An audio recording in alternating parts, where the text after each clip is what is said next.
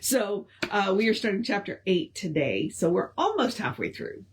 I don't know where I got the idea that there were only 15 chapters. I don't know.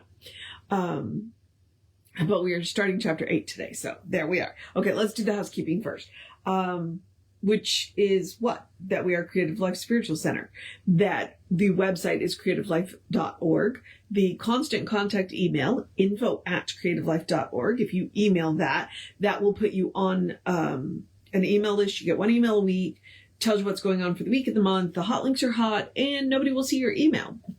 Okay. So there's that. And then the social medias. We don't monetize the social medias, mostly because we don't want to deal with the ads any more than you want to deal with the ads. So what we ask you to do instead is go like, subscribe, follow, share, and comment so that bumps us in the algorithms. Because again, we're not paying to bump us in the algorithms. It's your engagement with the page that bumps us in the algorithms. So we appreciate it when you do that. Thank you very much. Okay. Oh, and they are Creative Life Spiritual Center or Creative Life Spark, depending on which platform you're on. And I am the running Rev Ryan on all of the platforms that I am on. So there is that. Yes, I think that's it. Okay, so we are starting chapter 8 today. This is a fairly short chapter, so I think it's only going to take us a couple of days. So today and tomorrow, and then we'll be on to chapter 9. Let's get into it. Okay. All right. So we are going to start off with, as usual, the Farer. O presence, luminous, in radiant light, attired, too bright to see, too lustrous for me to look upon. I shut my eyes, but still thy being penetrates my own. I am in wonderment, celestial one, that thou dost come again and yet again to one of humble life and low estate like me. I do confess no one could be more lifted up, nor yet bowed down than I by his unworthiness. But I have heard how God once sent a messenger and raised a shepherd boy to be a king and turned a humble maid into the mother of a god or avatar. I will not stress my own unworthiness, for thou hast come of thine own will, and I am born again. The presence. Men pray for good, but when it comes, the door is shut by self-abasement or by doubt. They had the faith to ask, but not enough to quite accept the gift. Here one accepts, and his deep wounds are healed. God hears each call, but cannot force your hand to take the gift for which you prayed. Another asks for full supply for daily need, and streams of plenty swirl around his door. And some do pray with hope, but no expectancy, and they do not receive. Ye must believe ye have received. I promise you, ye shall receive. The Farer. Through thee, O friend, I am already raised from hell to closer heaven. By my reckoning, have come thence be above my conscious willing. As eastern skies at early dawn awake in radiant glory from the ghostly night, to paint their beauty on the wooded hills and lift the silvery coverlid of mist along the stream where meadow daisies sleep. Just so, it seems, from upper air there breaks on twilight souls like mine supernatural light that lifts the mists and spreads new life abroad until the common soul is full awake, aware of self at last. In hours like these, O blessed one, the stars bend low as if to draw the twice-born soul into the sphere of their own galaxy, and radiance lend to raise the shadows cast by age-old fears, and light the path for souls as young as mine. But tell me, O illumined one, just why the whole wide world is suddenly transformed, and everything is animate with life. All nature seems awake, and I can see into the heart of things and hear them speak. The presence. Of waking soul, this is the evidence, and that soft glow which breathes from everything is astral light from which all nature springs. The first creative word is light, from which all things are made and molded into form. He who awakens to this light beholds the real behind the things of sight and sense, and with enlightened eyes he apprehends directly, knowing true from false, the right from wrong, the path to take, the friends to choose, the words to speak, and how to heal the sick, turn thoughts to things, create new forms, and move men's hearts to peace and faith in God. The Farer. I see the light, but still I know that I myself am weak of faith and will. Make clear to me the source and substance of this light, and if it dims or wastes away through use. The Presence. Light is, and that is all that can be said, save that it is the primal stuff of which the universe is made. It changes form, but it remains the same. Its radiations, like waters of a river, flow, but flowing still remains a river. Unlike the snow that drifts and banks upon the outer crust, it penetrates, transfusing all around, yet still flows on full brimmed, nor does withhold its sparkling draughts from the thick, thirsty, suckling mouths along the meadowlands, and pours itself into forming falls into the sea below. The Farer. It is too vast for me to comprehend. The Presence. Think not on the vastness of the streams of light. Compare them to a crystal pool, whose waters, fed by springs invisible, sustain the desert isle, and save from death the thirsty caravan. So from within illumined souls eternal truth upsprings. The me is pool. Become aware of me, for thou art that. By constant effort hold thy mind to this, I am. Maintain this truth against the siren call of doubt, against old doctrine shutting out the light by defamation of the soul's divinity. Who comes to self will surely come to me, indwelling, invisible, indivisible, invisible, the highest and the best.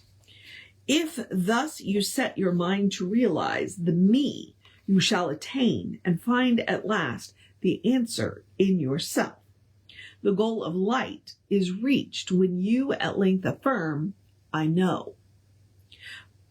Because I see it deep within myself. For knowledge is unfoldment from within. The conquest of illusion once achieved removes the film of sense that sullies o'er the inherent truth that lies within the me.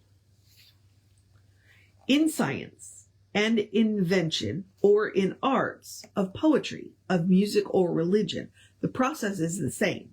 To enter in the object and find by sympathy what it is its meaning as a whole.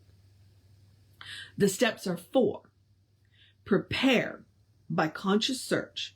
Your concept next must incubate. It grows. Ye know not how. Beneath the wing of mother mind by faith. But on a coming day it bursts its shell, and suddenly a sound, a cry. Behold, the birth of something new. And this is called illumination. Such has come to you, and in due time the 4th and final step will verify and prove in fact and form that faith and love and light and life alone are real, the one and only real. The Scribe. The voice was stilled, the Farer's face in awe was lifted, and it shone with inner light. Celestial vision shut him deep within celestial vision shut him deep within himself, where he was one with all. Time was forgot, and hours skimmed past like homing birds and winged their way into eternity. The presence. As progress rests on inspiration and the swift perception of the real as evolution rests not on the mechanical unfoldment, but by new mutations swiftly come about, as though some principle of life had waked at last, so does illumination come in one great, dazzling flash of light, which bursts from minds made ready by those who have prepared by incubation.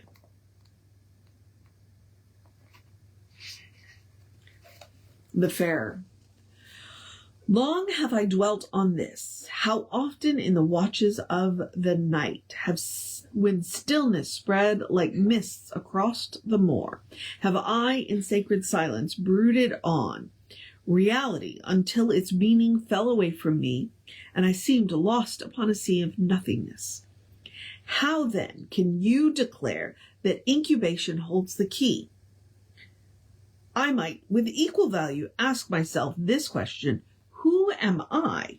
Oh, who am I? Until I lose all consciousness of self and vaguely wonder who it is who asks of whom. The scribe.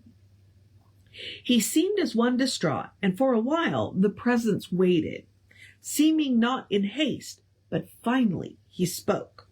The presence. And yet the light even now about to break upon your soul, and you shall see beyond the sight of earth. The scribe. Then, even as he spoke, the Farer's eyes seemed fixed upon some scene beyond the human sight. He became aware of the deep inner light of nature which unites all things in one, as though each gave its light to each, and each to all, and none lost anything because it was itself the source and substance of the light, from which it withdrew. Yet these are not my words, but his, as he, in after years, has set it down, for now he cries aloud. The Farer. Teacher of teachers thou, the light is streaming now through spaces measureless. The scribe. His tongue was still. He was possessed by some strange ecstasy that took away his strength, and in a moment's time enveloped him with light ineffable. Of this he speaks. The Farer. I feared my feeble light would fail the air and leave me in the darkness of despair, when suddenly, in vision most intense, I broke the spell of blackness and suspense, in which I seemed asleep to all around, nor death itself could be more stilled of sound, and found myself aroused, awake, aware that something I had never known was there. And in such ecstasy there was no night, but only light, and light, and light, and light, and light. The scribe. It was only in the after years he knew that this was truly cosmic consciousness. The Farer. Light comes when we are least aware of it. We suddenly look up from the sameness of the everyday, and there it is, unasked and unexpected, indifferent to our acceptance or rejection of it. The light is there, and that is all we know, impersonal as is the beauty of a sunset. We are bathed in it at all times. It does not move from place to place. It is just there, always and forever. At once its brilliance dazzles us, and yet a film of softness seems to shade our eyes. Its beauty lies beyond the power of speech. It seems to flow into our vision, then out of it once more. We cannot know this mystery. It lies beyond all explanation, but it is not illusion. It dispels illusion. It is a solid fact of our experience. All things are seen within this light, and none shut out, and every part has equal brilliance, with every other part like faucets of a gem. One cannot say his merit brought it forth, though he is long invited it. It comes to none by concentration or by will. It seldom is the fruit of effort, and not reward of virtue dearly paid. It is its own excuse for being, and never does it seek to reason or explain. It was not brought, nor was it sent. It was not planned, nor was it purposed. It neither was coerced nor heralded. It is not found as though it were absent. It merely is. All theories and faiths will neither make it nor obscure it. The reality is that it exists. Whether or not we are aware, we are in it without need of proof. Like tides from an invisible ocean of life, bringing messages to the shore of time, eternity presses upon us. It belongs to the present moment. Occasionally, a door opens. Eternity enters and brings the light to the shores of time. Messages from the unknown mystery of being. Seldom are these messages articulate to consciousness. More often, they are swept back out into the stream or ocean of their being, unrevealed. We stand on the shores of this larger life. We hear its tide of life, oh, of life, oh, life of life, oh, ocean of being, to me revealed. I stood upon the shores of the larger life. I heard its swelling tides. I felt its lapping waves upon my feet, uninvited. The unknown became the known. The invisible was seen. A voice spoke, and I heard it. Beyond all reasoned thought, it spoke a language that feeling, and only feeling, can interpret. But real, oh, so real.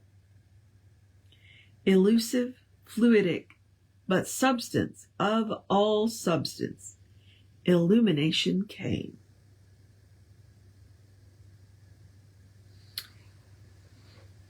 The scribe.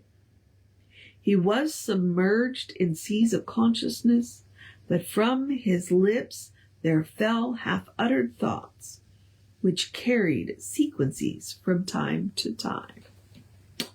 And we are pausing there.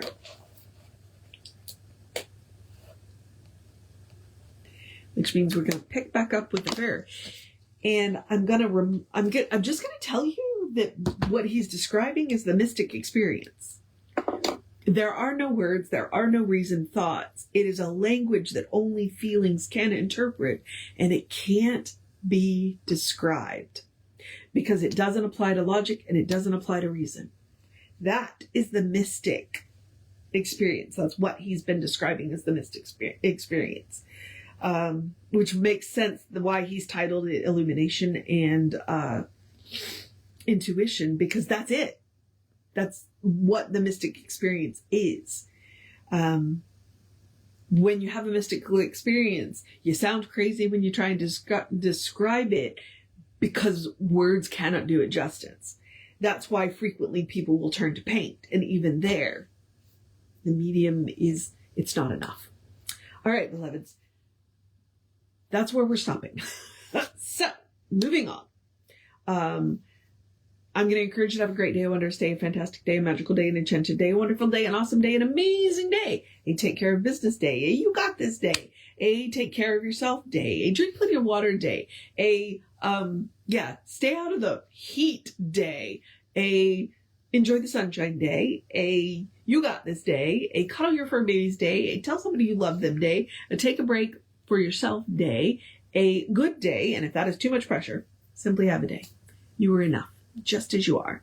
You are a beloved expression of the divine. You are spirit in motion, God in action, a brilliant light, a divine spark, spirit, in motion, I already said that, a beautiful masterpiece and a work in progress at the same time at your own pace, and as Reverend Jesse likes to call it, you are a godling. All right, beloveds. Explore the truth of your being. Get to know who the divine knows you to be, because the divine knows you to be good. It's all the divine knows. And from there, anything is possible. All right, beloveds. Reverend David should be on around 5 p.m. with you. I will be back with you around 9:15. Take care of yourself. Know that you are loved, and I will see you next time.